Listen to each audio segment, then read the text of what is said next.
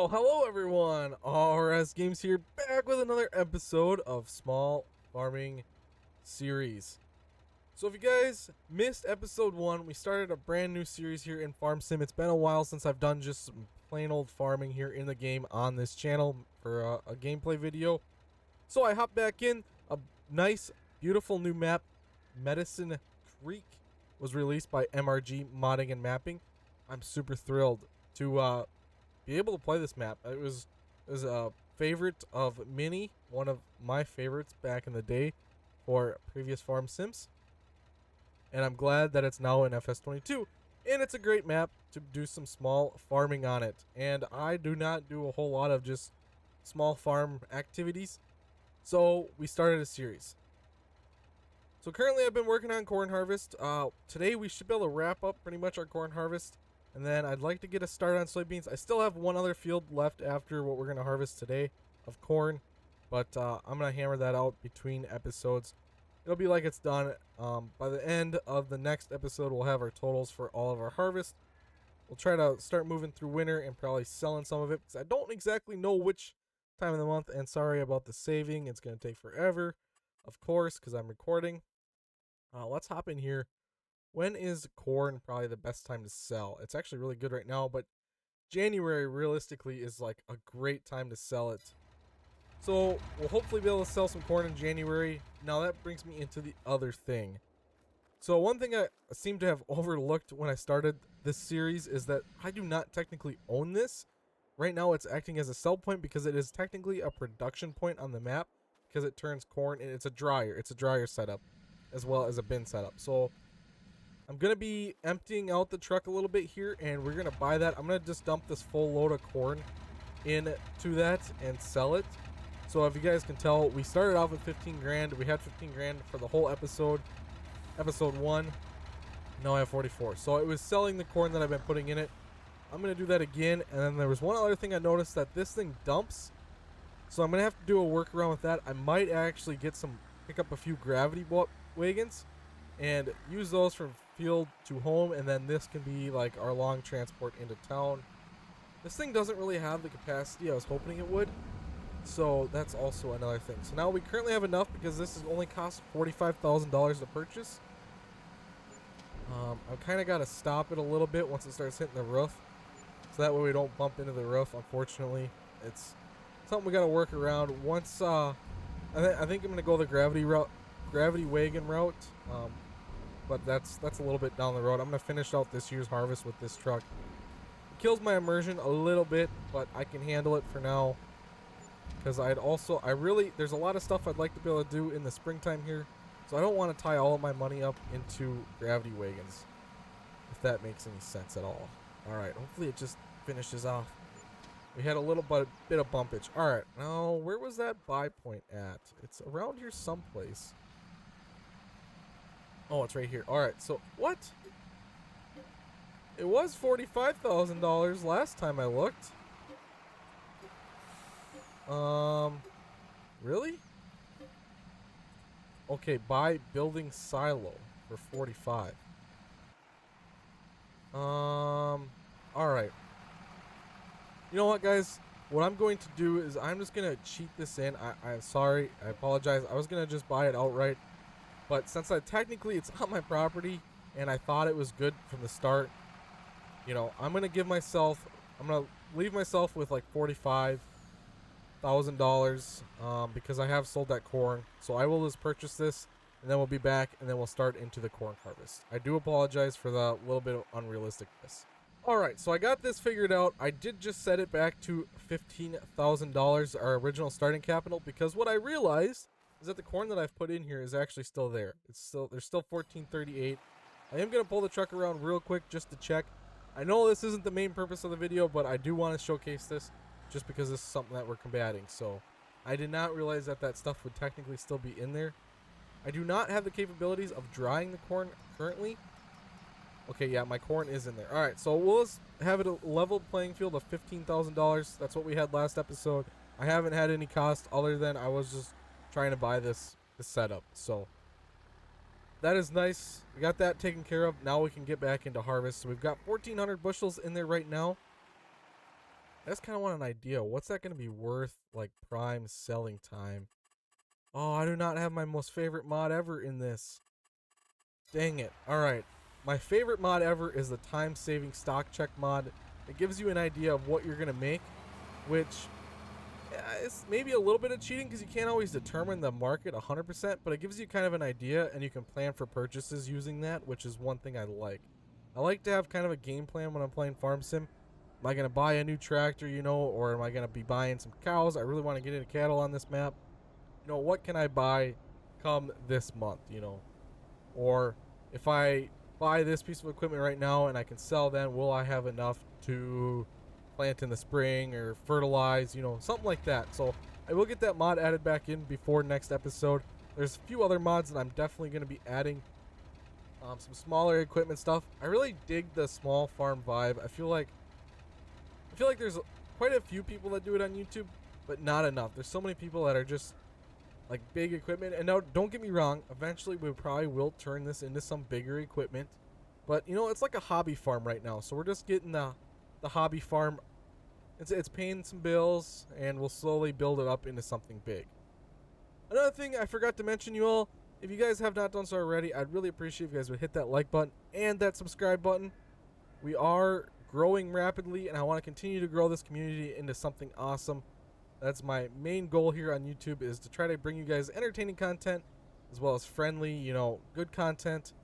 Being energetic and just having good vibes. I guess that's the main. That's a good word for it. Good vibes. Good vibes. There's so much negativity in this world that I'm just trying to promote positivity. Be positive. Even on the darkest days, there's always better times coming. That's the biggest thing.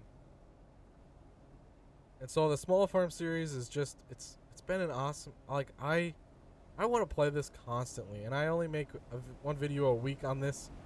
I am just kind of putting Used Truck Friday. If you guys are a Used Truck Friday fan and you're wondering where that's at, I'm just going to kind of put it on the back burner for right now until we maybe get some new trucks in American Truck, or some of the mods kind of get started pushed into that updated format. And then we can hop back in there. And in fact, I got a Wednesday video open so we can move our series around a little bit. But for now, I'm really digging this. You guys seem to really enjoy this series, at least from episode 1. So I'm going to keep rocking with it. I had a lot of positive comments, a lot of likes, as well as many views. So that means that I did something right. So, and that you guys enjoyed it. I've got big plans for this farm. I hope I can make it happen. These videos are going to be a little bit slower paced. I'm going to take you guys through the slow pacedness of using this smaller equipment. But I personally think it's pretty fun. Because, like I said earlier, I am so often to get the big case combine, big John Deere combine, big planter, big sprayer. And now I'm limiting myself to use this smaller stuff. And it slows the pace of the game down a lot. It makes you work for it a little bit more. And that's kind of like tomorrow's episode in the Owner Op series. I gotta work for things a little bit more instead of just easy win all the time. And it gives you a new light to a lot of your favorite games. It's kind of just slowing down the pace a little bit, at least for me. And I definitely recommend for you guys, if you want to challenge yourself, do something like this. Use small equipment for a while, like get a start with the farm, then work up. Because it does make the game better, especially because you can get burnt out so easy in a game like this, because there's always something to do, but it gets pretty repetitive after a while. So if there's always like an upgrade ahead, like eventually I can get myself a little bit newer combine. There's a bigger case that I can get that's still pretty small in retrospect of what is out there. But and then like I can get a little bit bigger planter, a little bit bigger cultivator, maybe a little bit nicer tractor. There's always something to work for. Whereas if you just start big and you have everything big, you can work at being a big time farmer and everything. But after a while, it's just the same thing. You're harvesting the same field with the same tractor. I don't know. I definitely like to implement some things into this series as well. I know I've been talking a lot, but that's kind of like a farm sim episode. I just blab away about just a bunch of stuff. One thing I'd like to maybe implement into this series is have like a setup of like a farm equipment dealer, like a used farm machinery one. I think if I did it in like multiplayer where I could set the hours of, I guess that wouldn't even work. But I could have them set, yeah, well, I think it would have to be multiplayer because I don't want to be paying the equipment costs or whatever. So if I did that, like a little multiplayer save, and then had like a dealer where it had all these tractors at it that are like a reasonable price, you know, like this combine would only cost like 5 grand or something because it's got high hours, it's been used a lot. And it would give me, you know, and just different tiers of equipment. If you guys would like to see that into this series, let me know down below in the comments. I think it could definitely add a key to it where like, hey, I got 15 grand right now and there's a gravity wagon down at the equipment place and they only want 5-6 grand for it. You know, it'd be a kind of a discounted price out of the store. There is the vehicle sales in the store, but you're getting such a wide variety of where I'm not going. Whereas if I set it up myself, then I mean, I'm kind of picking the price, but I'd be realistic about it. You know, not something super cheap, but a lot of this smaller equipment, especially nowadays, because like this series is technically set in 2024. This combine would not be that high of a value. You know, it would still have some value in it because, you know, not everyone can afford a big like X9 or something. You know, so I think there could be a lot to add to this series. We've only made 2 passes around and we've almost got a full combine, which I kind of like to see. I definitely want to get a bunch of corn. I want to be able to make decent money. Like I said, I want to get the gravity wagons. I want to get into cows in the springtime. I didn't really want to tackle the cows this winter, like starting this series, which would have been easy to do, but you know, trying to keep up on feed with them, and I'm not really having a renewable source of feed right now because over the winter the crops are like the grass. You can't mow your field in the winter time. So I think in the spring we should be able to, you know, we could maybe get 2 or 3 cuttings out of our field over there and have enough feed to suffice to get our cows through the winter. I just want to do beef for right now. I don't know if I really have any intentions on getting into dairy or not. Maybe eventually. But dairy, it's fun. It's fun if I personally enjoy running large dairy operations on Farm Sim. I don't really like running small ones because there's not a lot of good small equipment for a dairy op, and you need so much to be able to maintain a good dairy operation in this game. Where a beef operation, you feed them a bale of hay every now and then when they need it, and they just generate money. It's like a money generator in this game without being like unrealistic about it, you know? That's the feel I like. Alright, I should be able to make it back up again. I'm gonna start doing some long rows here.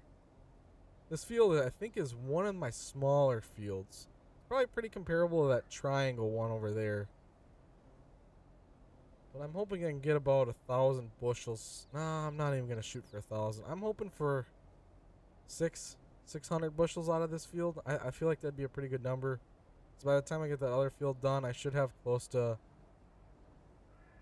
2,500, 3,000 bushels in the bin. And that'd be a good number to get us rolling into spring with. I am going to have to be mindful. I'm going to have to buy seed and fertilizer, herbicide. The only thing I have disabled is stones. And unfortunately, I do not like the stones in this game. If they were easier to pick, like the Dingleman to me is the most realistic one where it's like that open arm and it flips up into the hopper. But I don't like how there's like little piles and you gotta try to go around. I'd rather be able to have like big rocks that show up in the fields and I can go flip those in. Because that's really what the farmers care about, not them little pebbles. Now in Farm Sim it's kind of hard to do. But I will say that there was, I think it was Soil Mod back in 17 or 15 there was Soil Mod. And I wish that mod would come back because it kind of had the feel of well, it'd be like the, what's it called? What's the mod right now? I am completely drawing a blank. It's gonna drive me nuts. Precision farming. There we go. Soil Mod was kind of like precision farming in a sense. I mean, it was and it wasn't. It wasn't as like focused on saving the environment type of mod. It was more or less like your crops need nitrogen, P and K, NPK, it needs this, it needs that. And then I believe that you could also enable rocks where their big stones would just pop up out in the field and you have to go pick them because your planter would not be able to plant over them. It would get stuck on it. And back in the day, that was a pretty hard mechanic to do in that game. But I wish it could be brought back to a future farm sim or even this farm sim. If I had the modding know-how, I would definitely give it a shot. But I do not know the first thing about making a farm sim mod, unfortunately. There's a lot of great mods that I've used throughout the years. I mean, I started in Fs22. I've been running ever since then. And I've used a lot of great mods. And I wish I could still have them all. Maybe I'm just greedy. I don't want to be like one of those like, I want mods, I want mods. I mean, whatever's out there for public. And there's a lot of controversy over like paid mods for this game. Technically, Giants does not want that happening because I believe they technically own the i3D file, which I don't really want to. I shouldn't get into this because this is a lot of shame in all this. Like people are going crazy over it. So I don't get any paid mods for this game. No, ATS is a little bit different. Just because ATS, the paid mods are worth it. I'm not saying that in Farm Sim they're not, but I'd rather get a paid mod for ATS than Farm Sim because most of the time there's a paid mod in Farm Sim and there's maybe a little lesser version or a little lesser quality of a version that's free and out there. They work the same, but the paid one's got like for a truck, let's say, it's a lifted truck instead of just a stock height, which I'm not into lifted trucks by any means. So I'm fine with what I can get. I really like itch.io. That is my go-to mod page right now. There's a lot of great modders that post their content for free. You can donate to them if you'd like. Sometimes there are a few like that want you to pay for it, whatever. But there are a lot of great mods on itch.io. If you guys are looking for farm sim mods that are great for your PC, definitely go on itch.io and look for them there. Another good site is King's Mods. I haven't had an issue of getting like some malware or something off of King's Mods. I've had pretty good luck with that. I know in the past a lot of those other sites, you're getting a download from some risky like mods download link and then it pops up like 10 windows while you're trying to download one mod and then you end up downloading something else even though you didn't want to and you try canceling it but it's still there because it's malware. King's Mods, haven't had an issue. I have been over the years of Farm Sim, I have seen so many different mod sites and I've probably wrecked so many different computers downloading sketchy mods.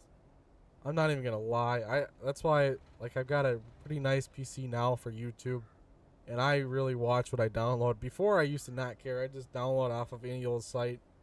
And I have slowed so many PCs down with malware in the past. It's insane. The best thing ever though with mods is it's such a like gray area because there's so many like fake YouTube tutorials out there like to get PC mods on a console, which is not possible for one thing because there's scripts and everything. It just does not run with the game right. Anyways, I was a little boy, just got FS13 for my Xbox, I think 360, and I seen all these cool mods on YouTube like some cool trucks, instead of the base game pickup, some gooseneck trailers to be able to haul your equipment around, and I wanted it in the worst way. So I got my USB, I downloaded a bunch of mods onto it, and I plugged it in the back of my 360. And I was so upset when it didn't actually work, because I watched so many videos saying, oh yeah, you just gotta do it like this and go here and it'll work just fine. And I don't know how they ever made those videos to make them look that way, especially back then. Nowadays, I feel like you could probably fake that a lot easier than you could back then, but oh my. I mean, obviously it was just a way of farming views, and then you go in the comments. I never like checked the comments back then. Then you go in the comments afterwards, and it was just all these people mad because you just made me spend 5 hours downloading mods, and it didn't work. And I was in the same boat. But then when I did, since I had this flash drive full of mods, I'm like, I'm gonna get it for the PC. And then I got it for the PC. I bought it, and it didn't work. It didn't. My computer was.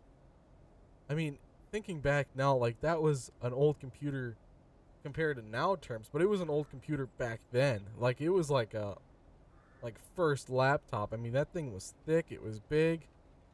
and it would not run Farm Sim. And then I ended up getting a laptop eventually to finally use the mods that I had just gone crazy over.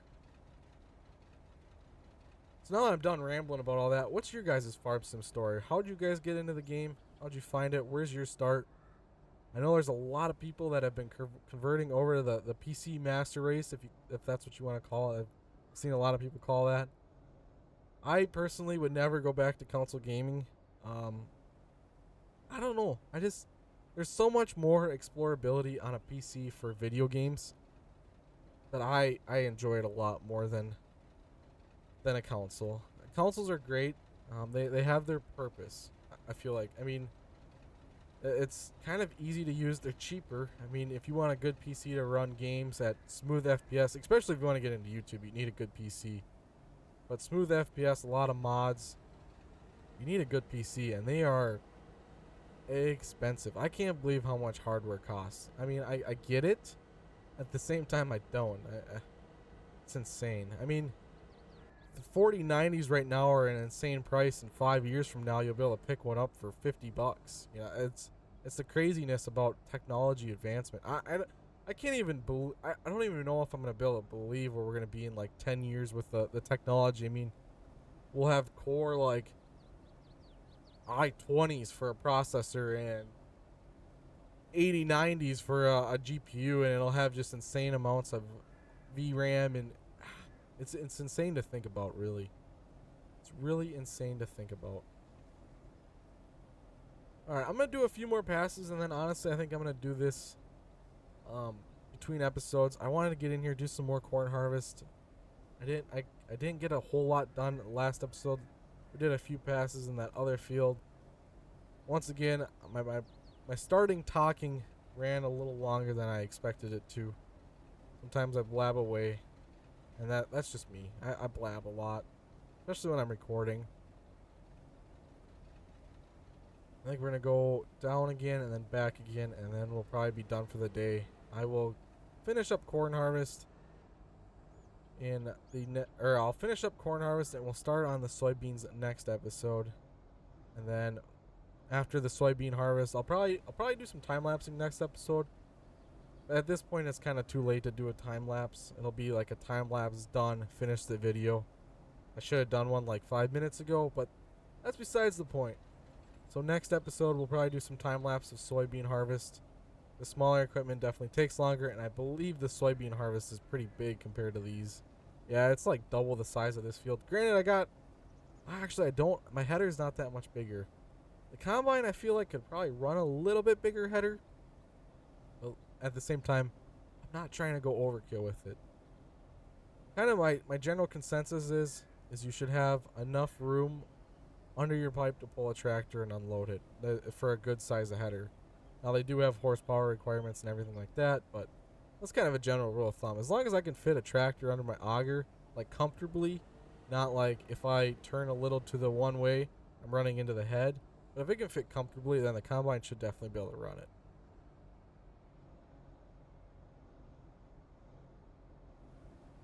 This pipe is pretty low though. This combine it's awesome. It's a good combine. I'll kind of zoom in here and do a little bit more of a closer look. Maybe do some. First person is just so hard with these small combines. I'm not so good at picking a row and just sticking with it. I try, but I'm not the greatest with it. Windows are getting all dirty. These fields have got an insane amount of weeds in them. I feel like my yield would be way better if it didn't have so many weeds. This thing is just a corn-eating machine here. I could do custom work with this thing, I think. Should I take a bunch of contracts, do a bunch of custom work with my little combine? Oh, I just missed like half a bushel of corn there. Alrighty, folks. That's going to be the end of today's episode. Thank you all so much for watching. I really do appreciate all of your support, and I'll catch you all next time.